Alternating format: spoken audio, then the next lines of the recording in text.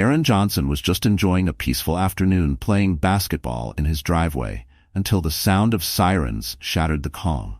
What happens next will change not just his life, but the entire community.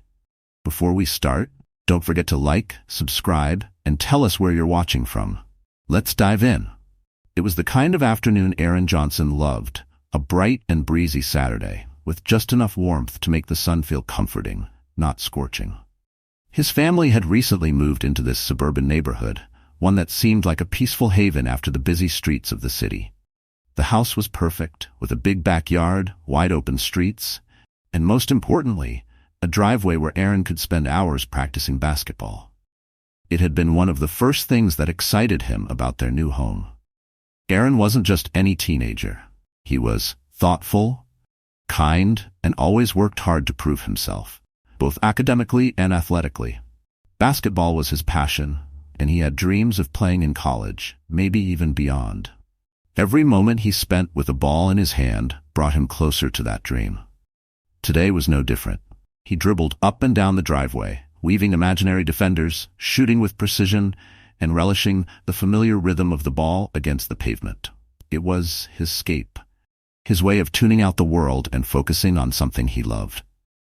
From the living room window across the street, Mrs. Harper sat watching.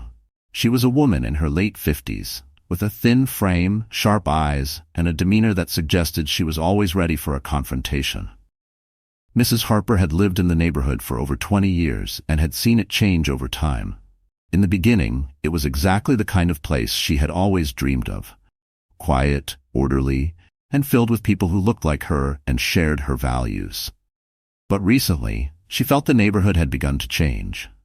New families were moving in, and they didn't all look like the families she had been used to seeing. Some spoke different languages, some had different skin colors. And now there was Aaron and his family, new faces she hadn't seen before, and frankly didn't feel comfortable with. Aaron's presence, in particular, seemed to bother her, though she couldn't exactly put her finger on why. All she saw was a young black teenager playing basketball in a neighborhood she believed he didn't quite belong in. Mrs. Harper wasn't someone who considered herself a bad person. She had always followed the rules, paid her taxes, and never caused trouble. But there was an unease in her heart that she couldn't shake.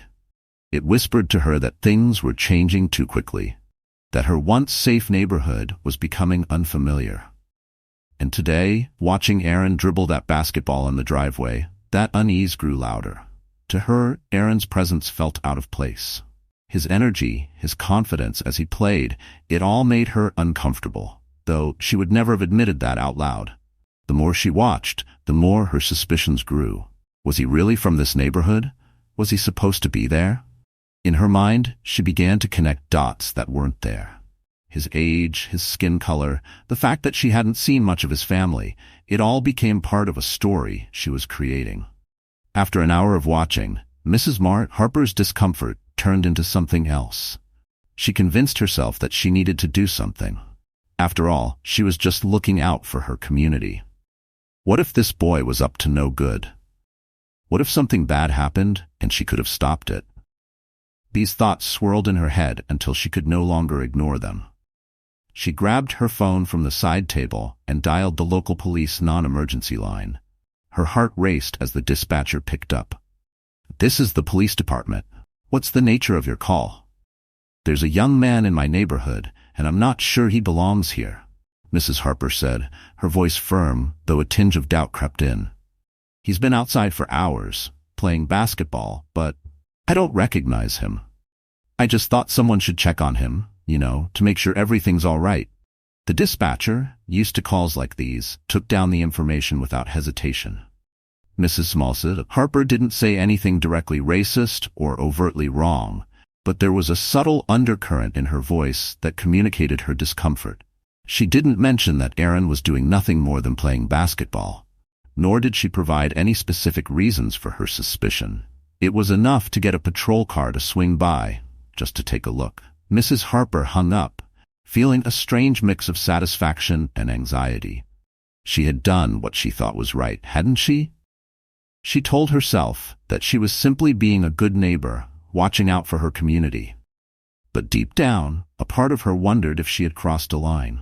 Still, she returned to her spot by the window, waiting to see what would happen next. Across the street, Aaron continued to play, unaware of the storm brewing around him. He was lost in his own world, imagining himself making game-winning shots, hearing the roar of an imaginary crowd as the ball swooshed through the net. He didn't notice the subtle shift in the atmosphere or the way Mrs. Harper's eyes had narrowed as she watched him. It wasn't until the distant sound of sirens reached his ears that he felt the first ripple of unease. His dribbling slowed, and he looked up, confused. The sound grew louder, and soon enough, a police car pulled into the neighborhood. Aaron's heart began to race, but he told himself it was nothing.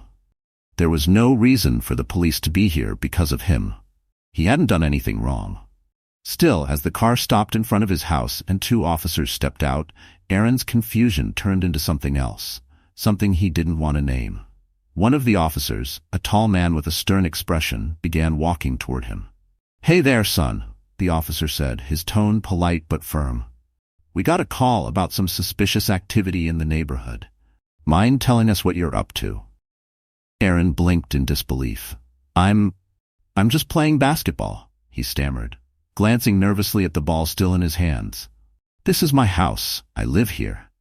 The officer raised an eyebrow, glancing up at the house. "You live here?" he asked, as if doubting Aaron's words. Aaron nodded, his palms beginning to sweat. He didn't understand why this was happening. He had lived in this house for weeks now. His family had introduced themselves to a few neighbors. He wasn't some stranger. But Mrs. Harper, still watching from her window, felt a sense of vindication as she saw the police talking to Aaron. She had done the right thing, hadn't she?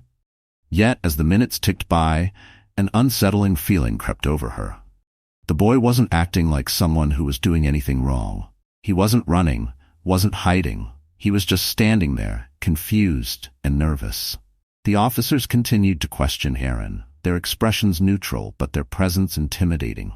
Aaron's voice shook as he tried to explain himself, but every word seemed to hang in the air, unanswered. He wasn't sure why they didn't believe him.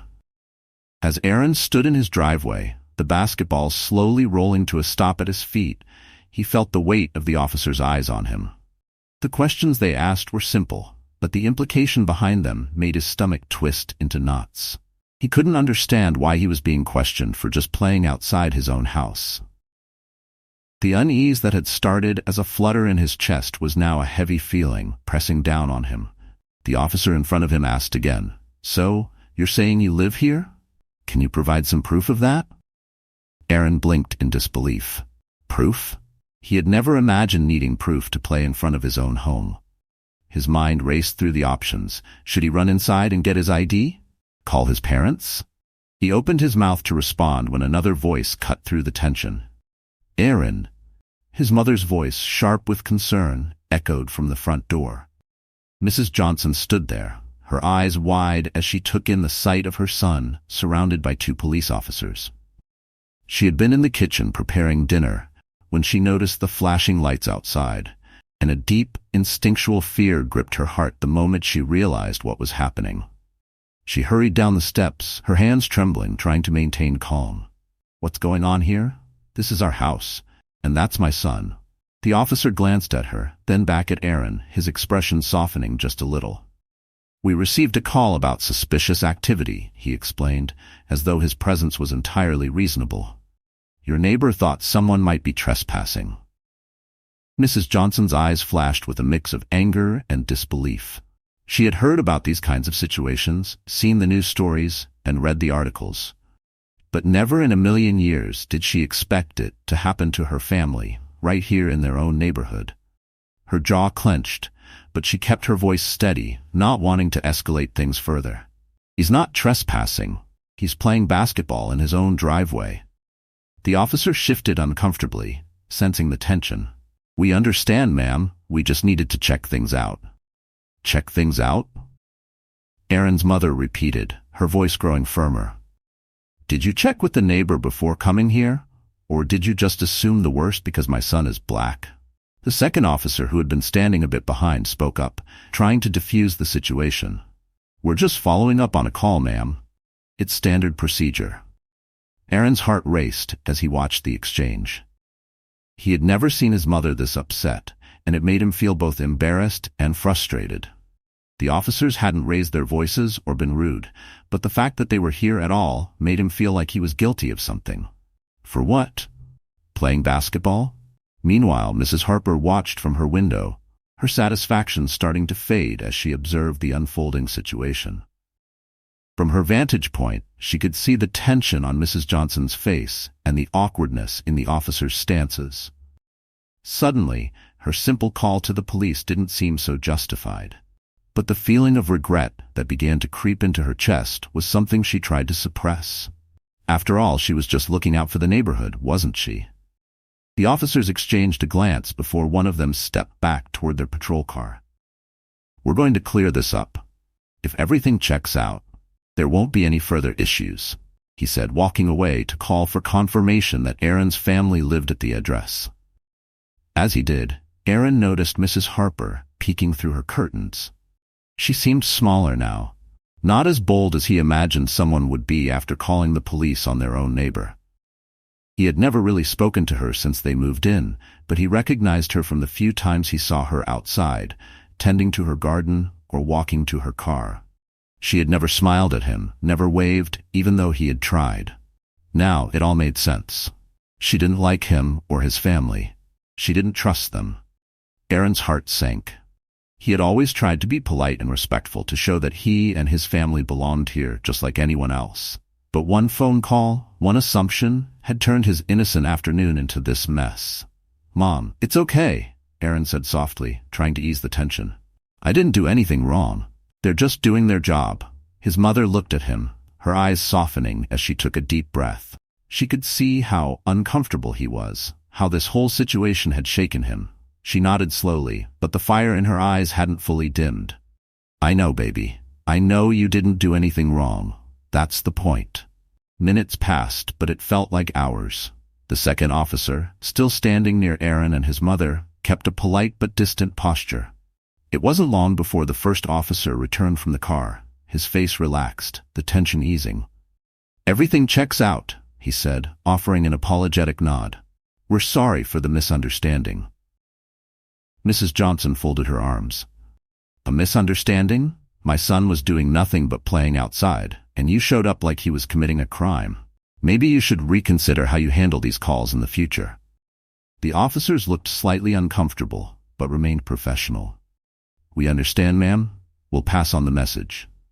Aaron's mother nodded but said nothing more, and the officers quietly returned to their car.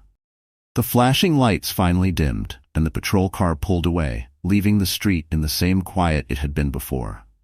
But the peace that had been disrupted lingered in the air, like the last ripples of a stone thrown into still water. Mrs. Johnson turned to Aaron, her expression softening. "Are you all right?" Aaron nodded, but his eyes betrayed a lingering confusion and hurt. "Yeah, I'm fine," he mumbled, picking up the basketball that had rolled off to the side. He bounced it a few times, but it didn't feel the same anymore. The easy rhythm of before was gone, replaced by the awkward tension of what had just happened. "I didn't think something like this would happen here." His mother sighed, her heart heavy. "I didn't either, but you did nothing wrong. You need to remember that." Aaron nodded again, though the words didn't offer much comfort. He looked up at the house across the street. Mrs. Harper had vanished from the window, her curtains drawn as though she was trying to hide from the reality of what she had set in motion. Inside her house, Mrs. Harper sat at her kitchen table, her hands clasped together, staring at the phone she had used just minutes earlier. She didn't feel the satisfaction she had anticipated. Instead, there was a pit in her stomach, a gnawing sense that she had made a mistake. She had acted out of a feeling she didn't fully understand, a mix of fear, discomfort, and, if she were being honest with herself, something much darker that she didn't want to name. She had lived in this neighborhood for decades, seen families come and go, and never felt the need to make a call like that. But something about Aaron, about his presence, had triggered something in her. Now, sitting alone in her quiet house, she couldn't shake the feeling that she had misjudged him. The boy hadn't been doing anything wrong, just playing a game like any other kid. But the reality of what she had done settled heavily in her chest. Mrs. Harper wasn't sure how to fix it, or if it even could be fixed. All she knew was that her once peaceful Saturday afternoon had become something else entirely, something that left her feeling ashamed. Back outside, Aaron and his mother walked back toward the house, the sound of the basketball left forgotten behind them. Neither of them spoke, but the air between them was filled with unspoken thoughts. Aaron glanced once more toward Mrs. Harper's house, then turned away, his mind still processing what had just happened. The day had started as any other, but it had turned into a moment that neither he nor his mother would forget. Little did they know, it was only the beginning of a much bigger realization for everyone involved. The atmosphere in the Johnson household was heavy with an unspoken tension that hung in the air like a thick fog. Aaron and his mother had retreated inside after the police left, but neither of them could truly relax. The warmth of the day seemed distant now, replaced by a chill of discomfort and uncertainty. Mrs. Johnson paced the living room, her mind racing. She replayed the incident over and over, wondering how something so simple, so harmless, could have spiraled into a confrontation with the police. She had heard stories like this before, read about them, seen them on the news. But now it was personal. Now it was her son. Aaron, on the other hand, sat quietly on the couch, his legs stretched out in front of him, the basketball resting on the floor by his feet. His fingers absent-mindedly drummed on the arm of the couch, but his mind was elsewhere. It wasn't just the shock of what had happened that bothered him. It was the deeper question that gnawed at him. Why? Why had Mrs. Harper felt threatened by him? Why had she made that call? It didn't make sense. He had been doing nothing wrong, nothing different from what any other kid in the neighborhood might do. And yet, to her, he was suspicious. Dangerous, even. The thought left a bitter taste in his mouth. His mother stopped pacing and finally sat down next to him, letting out a heavy sigh. "Aaron," she said softly, "you know this isn't your fault, right? You didn't do anything wrong."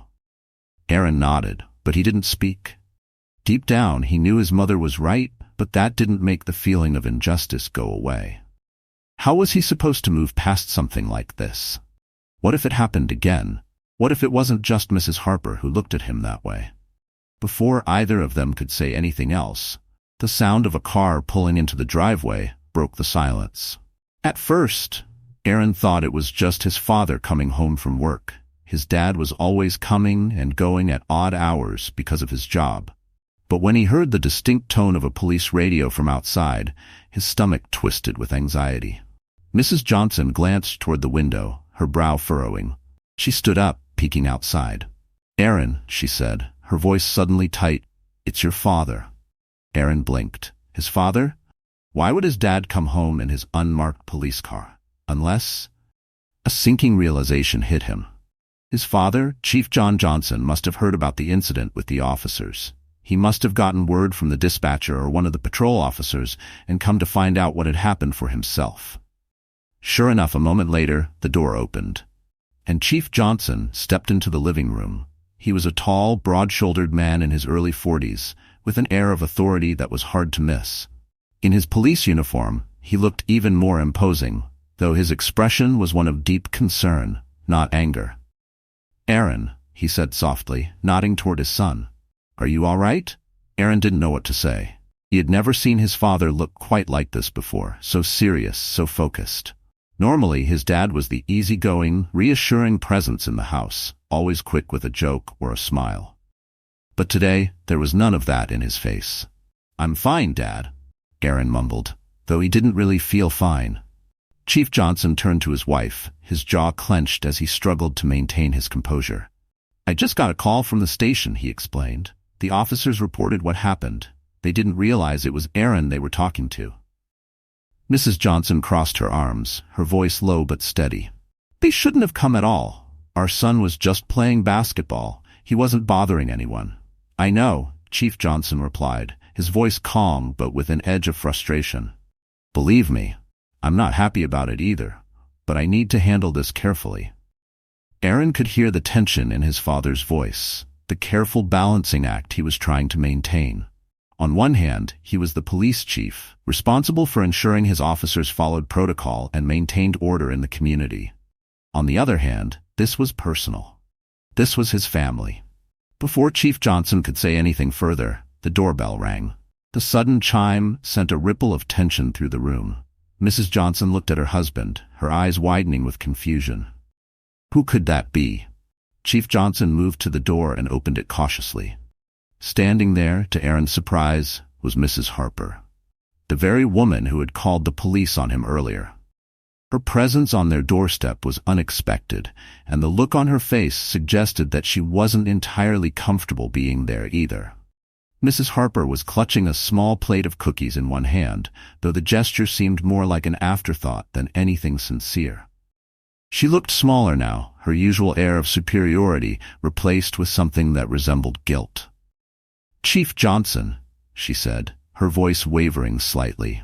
I wanted to come by and apologize. I realize now that I might have overreacted." Chief Johnson's eyes narrowed slightly, though he kept his tone neutral. "Overreacted?" Mrs. Harper shifted uncomfortably on her feet, glancing briefly at Aaron, who was watching from the couch. "Yes, well, I didn't know who your son was, and when I saw him outside, I thought something wasn't right." Aaron felt a rush of anger bubble up inside him.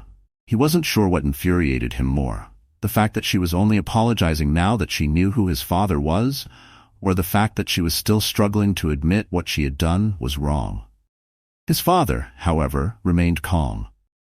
"Mrs. Harper," he began slowly, "my son was doing nothing wrong. He was in his own driveway playing basketball, just like any other teenager would. What made you think something wasn't right?"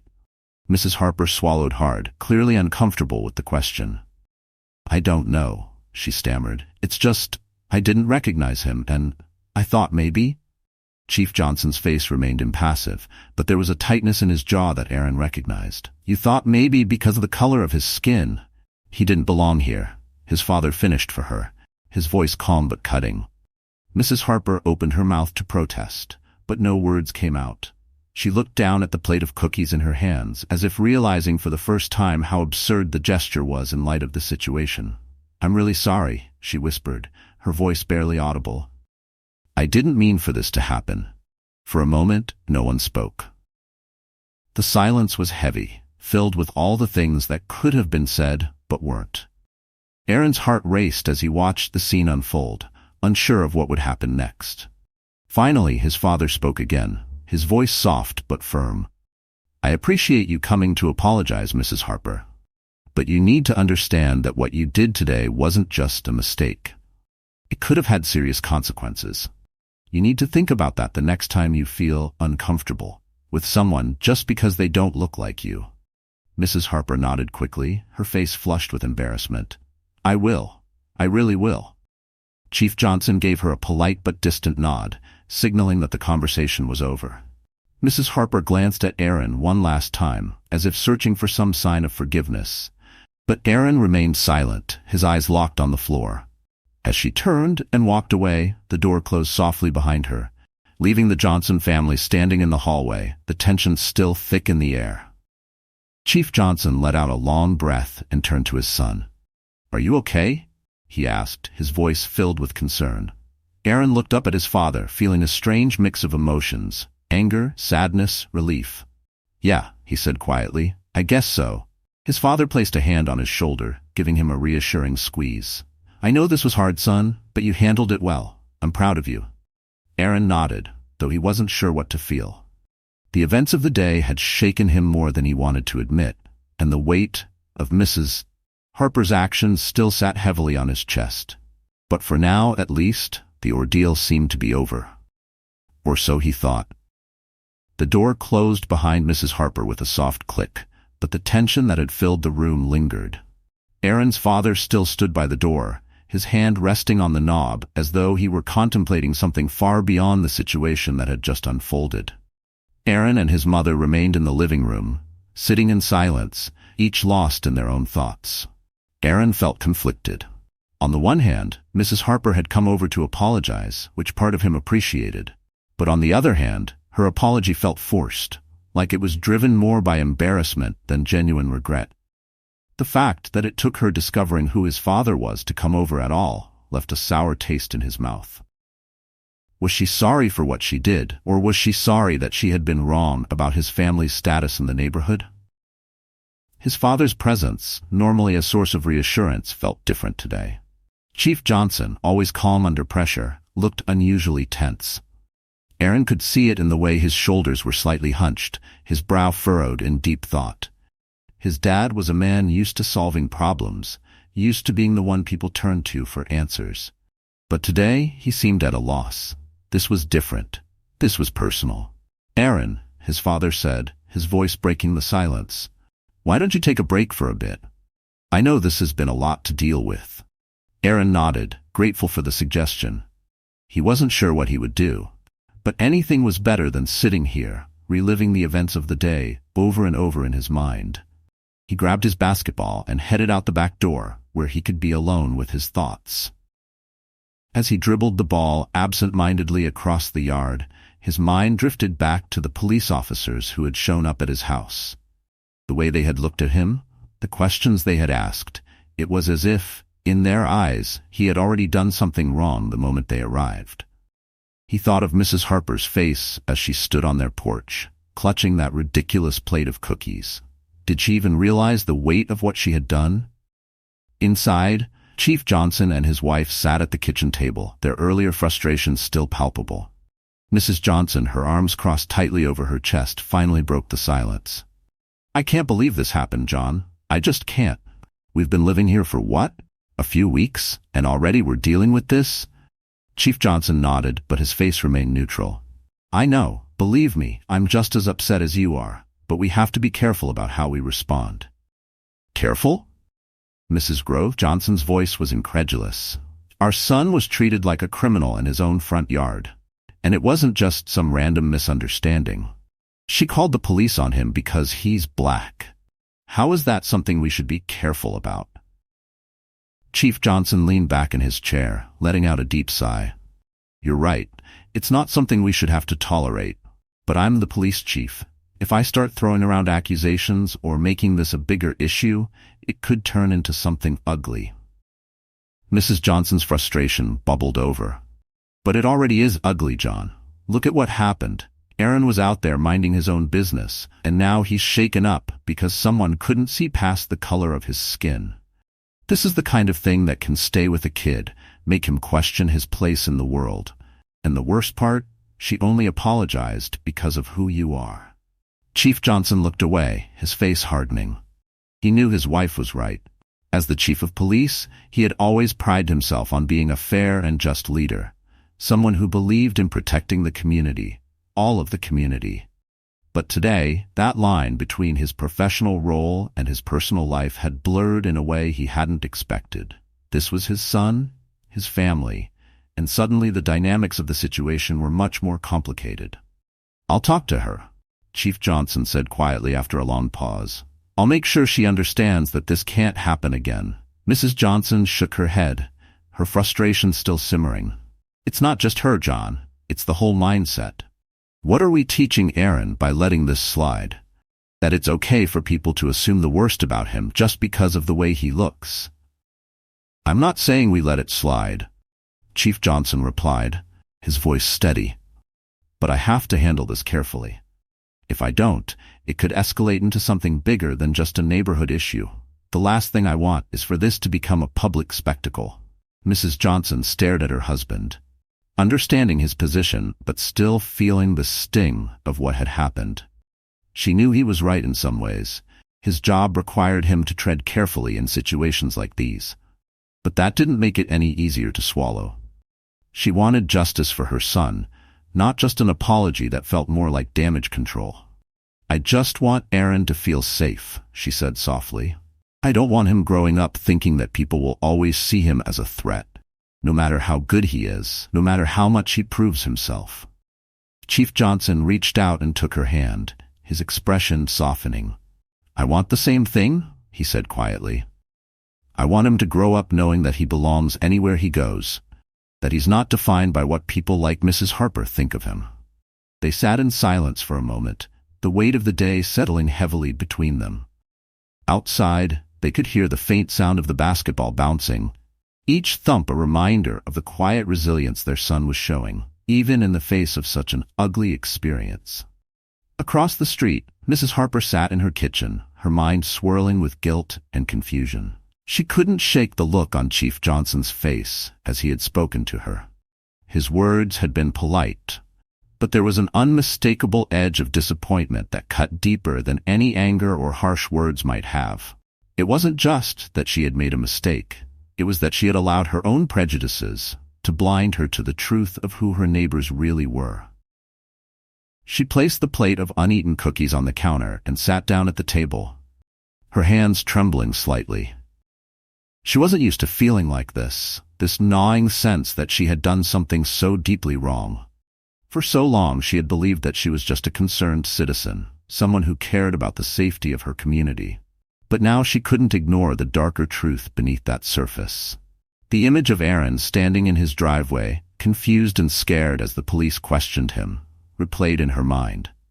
He had looked so small, so vulnerable in that moment, and it was all because of her. She had looked at him and seen a threat when, in reality, he was just a kid playing basketball. Her stomach churned with regret. She had lived in this neighborhood for decades, had prided herself on being a good neighbor, someone who was always looking out for the community. But what kind of neighbor calls the police on a teenage boy simply because he doesn't look like the other kids on the block? Mrs. Harper thought back to her own children, now grown and living their own lives. When they had been Aaron's age, they had played outside just like he did. She never would have imagined calling the police on them for doing something so innocent. And yet, here she was, sitting in her kitchen, knowing that she had done exactly that to Aaron. Her hands clenched into fists as she tried to push the guilt away, but it lingered, clinging to her like a shadow. She had come over to apologize. But even as she had spoken the words, she knew they weren't enough. The apology had been hollow, a way to soothe her own conscience, rather than make things right with the Johnson family. What would it take to make things right? Could she ever undo the harm she had caused? For the first time in a long time, Mrs. Harper didn't have an answer. Outside, Aaron sat down on the edge of the back porch, the basketball resting on the ground beside him. The sound of the ball had been comforting for a while, but now all he wanted was to sit in the quiet, away from the weight of what had happened. He looked out at the yard, at the peaceful neighborhood he had once been so excited to move into. Now it felt different, like something had shifted. The space that had once felt safe now seemed to hold the possibility of danger, of judgment, of eyes watching him, waiting for him to make a wrong move. His father's words echoed in his mind. "I'm proud of you." But all Aaron could think about was the way the officers had looked at him, the way Mrs. Harper had stood on their porch, awkward and uncomfortable. He wondered if things would ever really change, or if he would always have to prove that he belonged.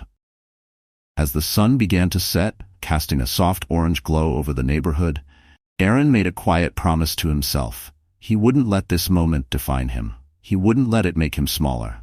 He would keep playing basketball, keep dreaming, and keep moving forward, no matter what. But deep down, he knew this was a lesson he would never forget. The days following the incident with Mrs. Harper unfolded in a whirlwind of emotions for Aaron and his family. The initial shock had begun to settle, but the experience lingered in their minds, casting a long shadow over their new life in the neighborhood. School resumed, and with it came the usual routine. Yet an underlying tension remained. Aaron felt it, not just within himself, but also within his parents.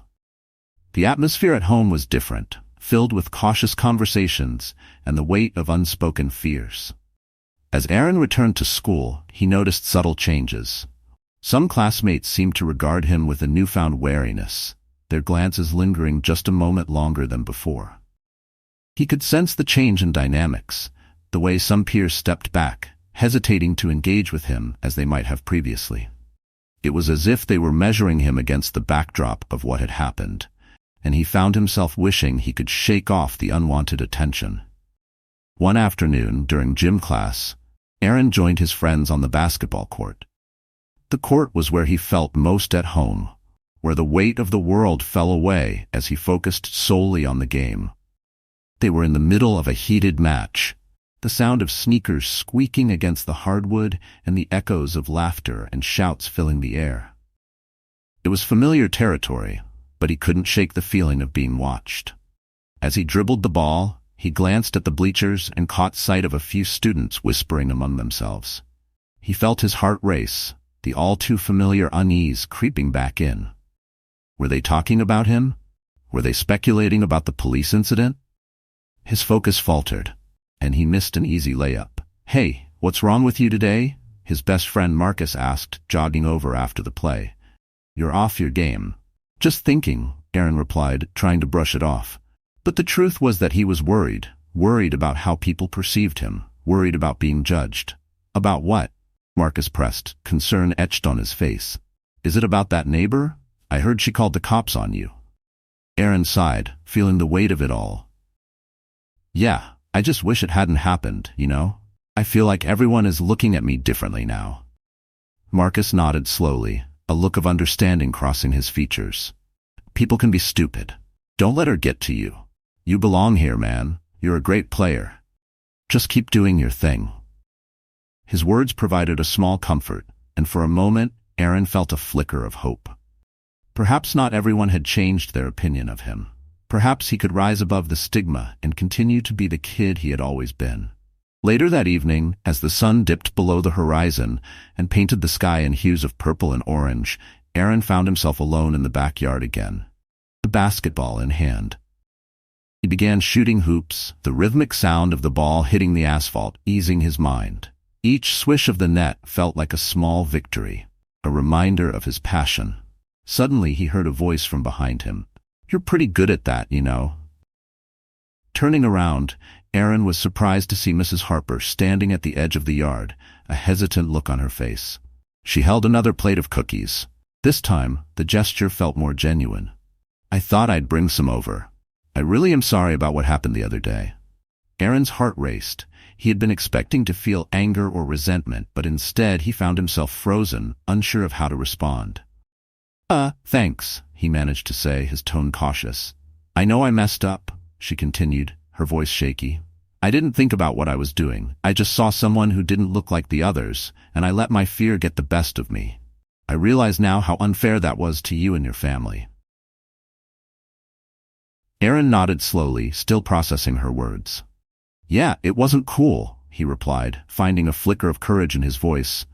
"I was just playing basketball. I didn't do anything wrong." Mrs. Harper shifted her weight, her expression filled with regret. "I know. I can't take back what I did, but I want you to know that I'm working on being better. I've been talking to my friends, trying to understand more about why I felt that way." "That's good," Aaron said, surprised at how the conversation was unfolding. "I hope you really do change." "I will," she promised, sincerity shining through her eyes. "I don't want to be that person anymore. You deserve to feel safe in your own neighborhood. I want to help with that." The unexpected nature of their exchange left Aaron feeling slightly more at ease. As uncomfortable as it was to face her, he appreciated her willingness to own up to her mistakes. They stood there for a moment, a palpable shift occurring in the air around them. "Would you like to shoot some hoops?" Aaron offered tentatively, surprising himself at the suggestion. "I could use a practice partner." Mrs. Harper's eyes widened in surprise, then softened with a hint of gratitude. "I'd love that." Together, they moved to the basketball hoop at the end of the driveway. Aaron showed her the basics, how to hold the ball, the correct stance. As she tried to shoot, her form was awkward, but laughter soon filled the air as she missed shot after shot. "You make it look so easy," she exclaimed, laughing at herself. "It takes practice," Aaron said, grinning. "You'll get there." As they continued to play, a sense of normalcy began to settle between them. With every bounce of the ball, barriers broke down, and what started as a painful encounter turned into a moment of connection. Aaron realized that, despite the past, Mrs. Harper was willing to learn and grow, and he found himself rooting for her progress. Days turned into weeks, and Mrs. Harper became a regular presence in the Johnsons' backyard, often stopping by with cookies or offering to help with yard work. Their once strained relationship began to transform into a friendship based on understanding and mutual respect. The community started to notice the change as well. Aaron's friends were surprised but intrigued to see him spending time with Mrs. Harper. Slowly, the neighborhood began to shift too. Conversations started springing up about inclusivity and understanding, about how everyone had a role to play in creating a welcoming environment. One Saturday, the community organized a small block party, and Mrs. Harper played a significant role in its planning. She reached out to neighbors, encouraging them to come together and celebrate their community. The day arrived, filled with laughter, food, and games, and it felt like a fresh start. Aaron played basketball with his friends, showing off his skills while Mrs. Harper helped coordinate games for the younger kids. The event culminated in a group discussion about community values, with Chief Johnson speaking on the importance of acceptance and understanding. He emphasized that everyone deserved to feel safe and included, sharing his own family's journey through the recent events. Today, we have the opportunity to not just celebrate who we are, but to learn from each other, he said, his eyes scanning the crowd. Change begins with conversation and connection. Let's keep that going. As people clapped, Aaron looked at Mrs. Harper, who stood beside him, a warm smile on her face. He could see the impact her actions were having, how they were creating ripples throughout the community. For the first time in weeks, he felt a sense of belonging wash over him. As the sun began to set, casting a golden hue over the block, Aaron picked up his basketball once more and took a shot. The ball soared through the air and swished cleanly through the net. Cheers erupted from the crowd, and he couldn't help but smile, feeling the weight of the past finally lift. In that moment, he knew that the journey wasn't over. There would still be challenges to face, but the connections they had forged and the understanding they had built gave him hope. Together, they could work toward a better future, one where acceptance triumphed over prejudice, and every kid could feel safe playing in their own driveway, free to dream big without fear. Thanks for joining us. If you enjoyed this story, don't miss the next one. Click on the video now to watch. We appreciate your support, and we'd love to hear your thoughts in the comments.